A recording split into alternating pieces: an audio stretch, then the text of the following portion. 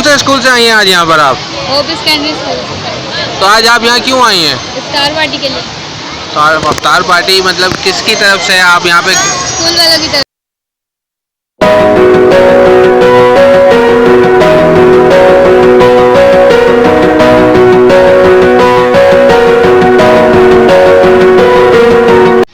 क्या नाम है आपका? उमैमा थी। उमैमा, ये बताएं आज यहाँ पे कैसे आए हैं आप लोग? ग्रैंड इफ्तार के लिए। आप कौन से स्कूल से हैं? Hope secondary school.